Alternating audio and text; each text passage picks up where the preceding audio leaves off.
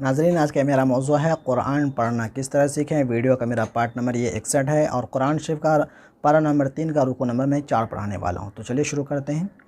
अऊज़ु बिल्लाहि मिनश्शैतानिर्रजीम, बिस्मिल्लाहिर्रहमानिर्रहीम। मसलुल्लज़ीना युनफ़िक़ूना अमवालहुम फ़ी सबीलिल्लाहि कमसलि हब्बतिन अम्बतत सबअ सनाबिल फ़ी कुल्लि सुंबुलतिन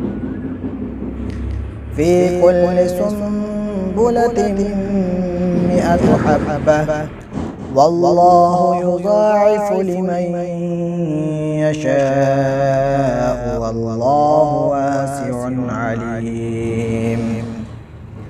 الذين ينفقون أموالهم في سبيل الله ثم لا يتبعون ما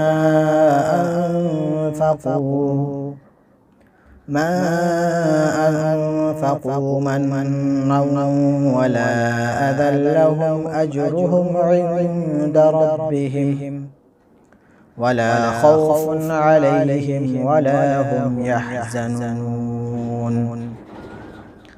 قول معروف ومغفرة خير من صدقة يتبعها أذى والله غني حليم.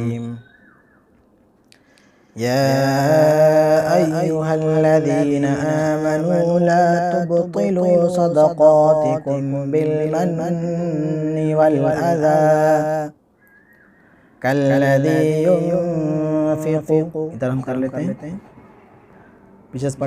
كالذي ينفق ماله رئاء الناس ولا يؤمن بالله واليوم الآخر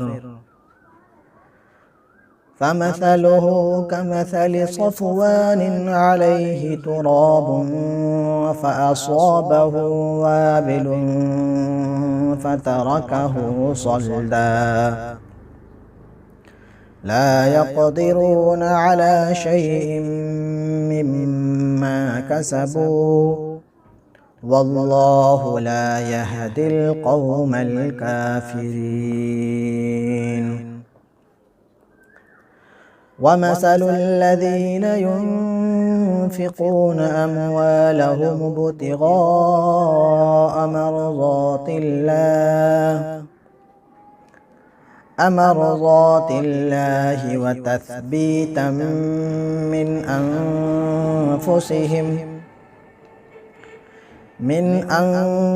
أنفسهم كمثل جنة بربوة أصابها وابل فآتت أكلها ضعفين فإن لم يصبها وابل فطل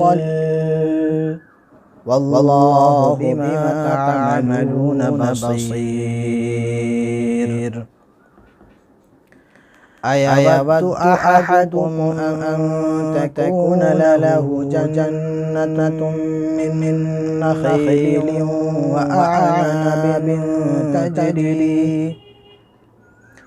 وأعناب تجري من تحتها الأنهار له فيها من كل الثمرات وأصابه الكبر وله ذرية ضعفاء